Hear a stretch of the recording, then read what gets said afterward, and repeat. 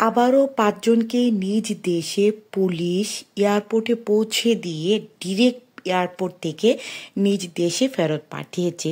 ইতিমধ্যে আপনারা জানেন ইতালিতে প্রত্যাবাসন আইন শুরু হয়েছে। সেই কারণে গত ৬ মাসে ইতালির মিলান সিটি থেকে ১৯৩ জনকে নিজ দেশে ফেরত পাঠিয়েছে। আজকেও ঠিক সেম ঘটনা ঘটেছে। প্রায় মিলান থেকে ১ জন এবং ইতালির সালের্নো সিটি থেকে ৫ জনকে, এবং তারা রোম এয়ারপোর্ট দিয়ে নিজ দেশে ফেরত যাবে। তাদেরকে কিন্তু পুলিশ নিজে তাদেরকে হস্তান্তর করেছে এয়ারপোর্টে, এবং এয়ারপোর্ট থেকে তারা নিজ দেশে চলে যাবে। অর্থাৎ প্রত্যাবাসন আইন কিন্তু যে প্রক্রিয়াটা সেটা শুরু হয়ে গেছে। আজকেই শেয়ার করবো আপনাদের সাথে সেটাই, কোন দেশের নাগরিক ছিল এবং কেন তাদের ক্রাইমগুলো কি ছিল।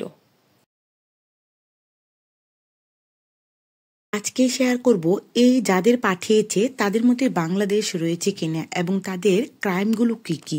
প্রথমে আমি বলে নিচ্ছি, ভিডিওটি শেয়ার দিবেন, অন্যান্য যারা রয়েছে তাদের সাথে চ্যানেলটি সাবস্ক্রাইব করে পাশে নোটিফিকেশন বেলটি বাজিয়ে দিবেন পরবর্তী গুরুত্বপূর্ণ এরকম আপডেট পেতে। ইতালির সালের্নো কোস্তুরা থেকে ডিরেক্টভাবে কোস্তুরা থেকে ইমিগ্রেশনের কাজ প্রসেসিং শেষ করে এয়ারপোর্টে নিয়ে তারা নিজ দেশে পাঠিয়েছে, এবং সেটা নিজ পুলিশ যারা রয়েছে পুলিশে নিজে ধরে নিজ দেশে পাঠিয়েছে। তাদের যে দেশের নাগরিক ছিল, অর্থাৎ এয়ারপোর্টে তারা নিজে স্বয়ং দাঁড়িয়ে তাদেরকে নিজ দেশে পাঠানোর প্রক্রিয়া শেষ করে তখন তারা এই আপডেটটা জানিয়েছে।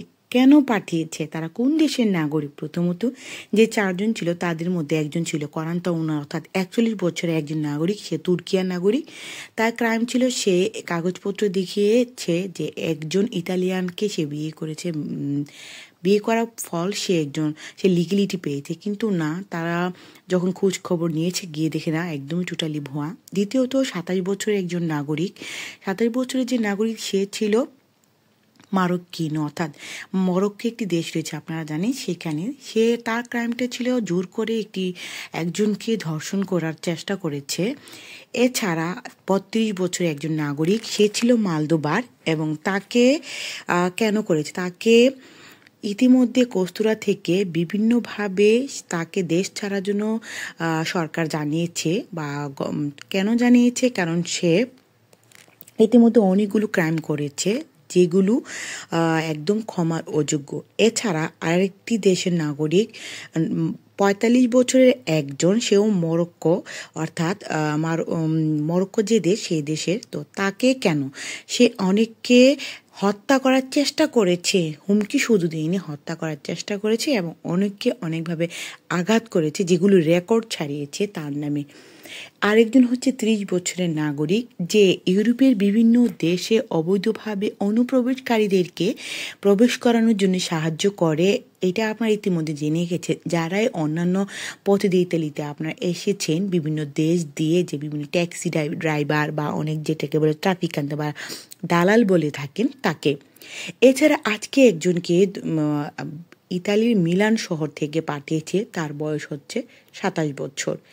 এরকম করে প্রায় ৫ জনকে নিজ দেশে পুলিশ উপস্থিত থেকে ইমিগ্রেশনের সব কিছু শেষ করে তারা নিজে এয়ারপোর্টে নিয়ে গিয়েছে এবং নিজ দেশে পাঠিয়েছে। এখন তার মধ্যে বাংলাদেশ নেই, কিন্তু বাংলাদেশের নামটা আসতে কতক্ষণ।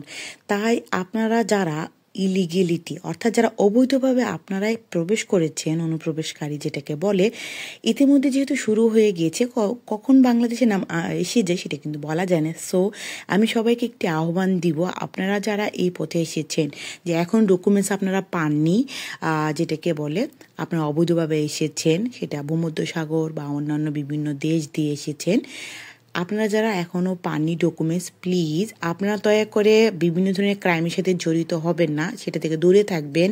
এছাড়া বর্তমানে সরকার শুধু আপনাদের উপর আরও কেন খেপেছে, আমরা যারা জনসাধারণ রয়েছি, ইতালিয়ানদের পাশাপাশি ইসরায়েল, অর্থাৎ আমরাও কিন্তু বিদেশি, আমরা বিদেশিরাও বিশেষ করে কিশোর গ্যাংয়ের উপরে, ইতালির কিশোর গ্যাং দিন দিন বেড়েই চলছে, এবং সেটার মূল কারণ ক্ষতি দেখে যে কিছু অবৈধ রয়েছে, অবৈধদেরকে যদি এরকম নিজেদের যারা বড় বড় ক্রাইম করছে নিজ দেশে পাঠিয়ে দিই, তাহলে কিন্তু ইতালিয়ানদের পাশাপাশি যারা আমরা বিদেশি রয়েছি আমাদেরও সন্তানদি রয়েছে, তাদের ভবিষ্যতও নিশ্চিত করা যাবে এবং একটি ভালো পরিবেশ, সুস্থ পরিবেশ সবাইকে দিতে পারবে ইতালি সরকার। আজ এই পর্যন্তই। আল্লাহ হাফেজ।